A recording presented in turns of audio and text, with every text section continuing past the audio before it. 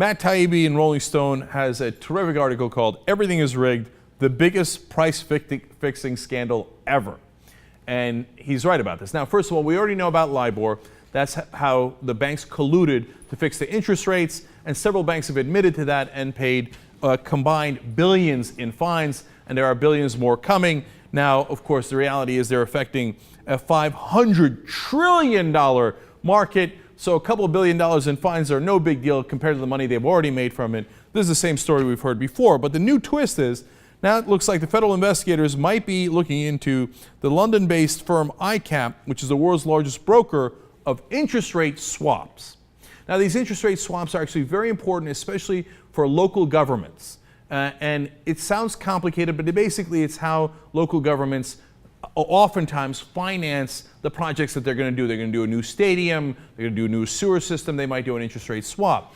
Now, it affects also a huge market. Well, how huge a market?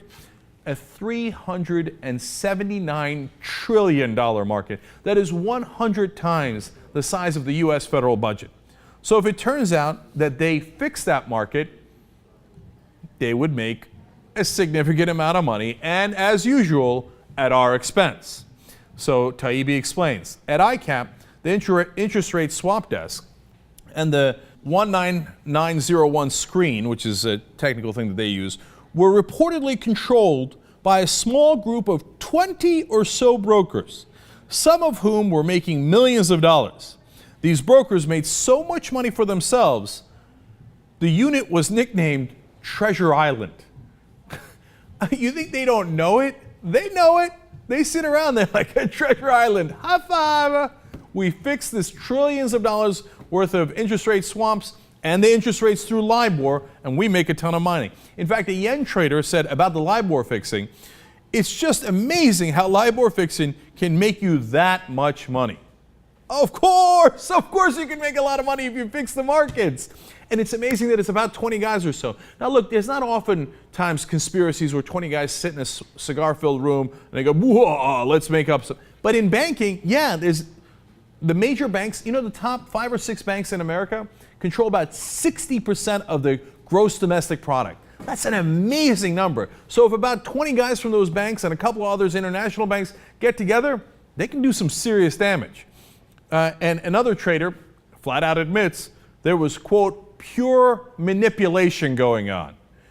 Now, the LIBOR we already know about, although there's been, in my estimation and the estimation of the experts, a puny amount of fines, and it hasn't even really touched the American banks yet. The international banks had to pay the fines, of course, right? The American banks are like, well, they're paying fines. We're above the law. So we'll see how it develops, but whatever, usually what they do is they throw a fig leaf on it. They make $100 billion, and then they'll pay a $1.5 billion fine, and they'll go, oh, that was a record fine I paid. What else do you want me to do?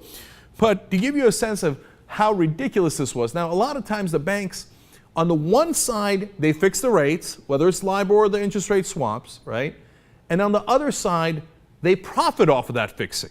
One side is supposed to set the rates, and the other side makes trade based on those rates. That's how they make the money. And so oftentimes, one side of the bank will talk to the other side. In one case, they fix the rates in exchange for Bollinger champagne. Whoop-de-doo. Another one found in the memos of the banks themselves, the rate was even lower. A Swiss franc trader says, can you put in $6 million Swiss LIBOR in low, please? In other words, make it low, so I'm going to trade based on that. The primary submitter, the guy who sets the rates within the same bank, says, what's it worth? The Swiss franc trader says, I've got some sushi rolls from yesterday. Okay, low 6 million, just for you. Trader, woohoo! That'd be awesome. So apparently that's the price. They're going to make millions of commission off that for a day-old sushi. That's the price we got screwed for in that particular deal. Now, why don't the federal prosecutors ever do anything about it? Well, all the way up from Attorney General Eric Holder, all through the Department of Justice, they've had the same thing, and we've played it for you here on the Young Turks in previous shows. What they always say is, and this is a quote, if we take action against the banks, there might be, quote, collateral consequences.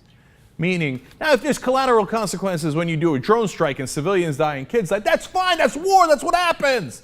If you prosecute bankers who are guilty, The collateral consequences might be that the bank might not do as well. Oh, no, no, no, no. We can't have those collateral consequences. It could affect the economy overall. It could affect how you view politicians that are currently in government. It could affect their donors and the lobbyists. There could be collateral consequences, and we can't have those kind of collateral consequences. So when you ask Michael Greenberg, he's a former director of commodity futures from the Commodities Future Trading Commission, a guy who would know. He says, quote, "There's no therapy like sending those who are used to wearing Gucci shoes to jail.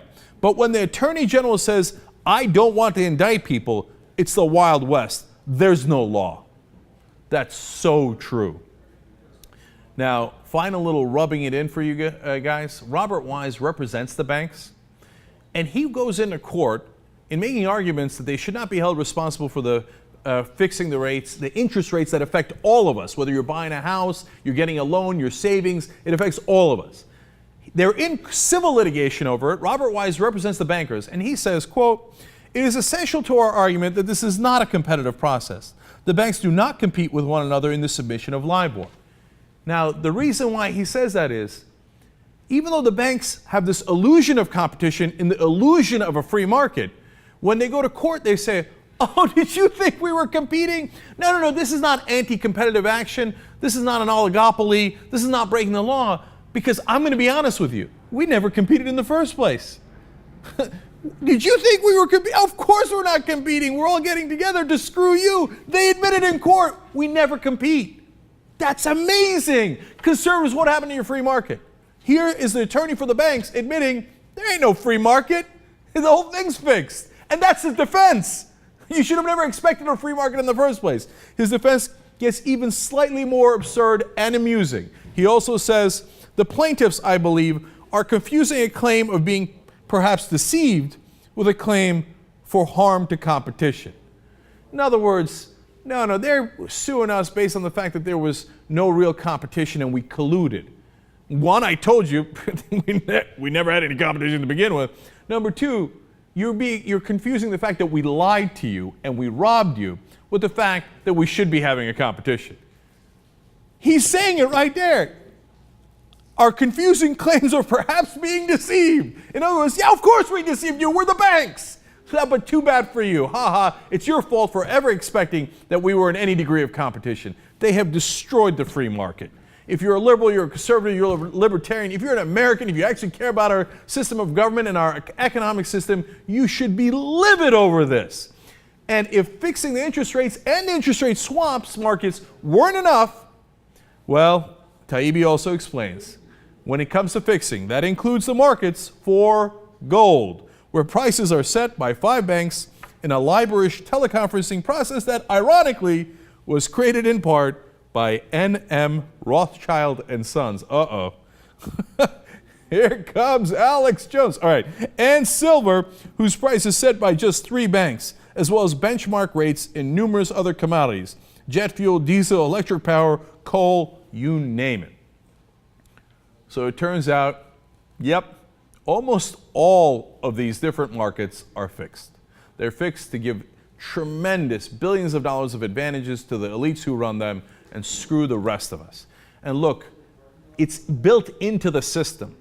So this is a conspiracy that's out in the open. You see it with your own eyes, the prosecutors see it with their own eyes and refuse to prosecute on it. Now we can fix this system. This isn't like those 20 guys are somehow controlling the universe, that if you go and do something that they're going to, kill 90% of the people on the planet. They're actually lizard people, all these other crazy conspiracy theories. No, this is the conspiracy, and it's staring right at you, and they pretty much admit it. And there is something we can do about it. We can fight back. The first step is get money out of politics so that they can't easily buy our politicians and our Attorney General and our Justice Department and fix the laws on to their side. If we had a real Justice Department and we threw these guys in jail, all of a sudden, they'd be a little less, willing to fix the markets and to, carry out this conspiracy. There's got to be real consequences. Fix the government first, and then we'll get to these guys second. And believe me, we better hurry, because we got to get to them quick before they rob everything we've got.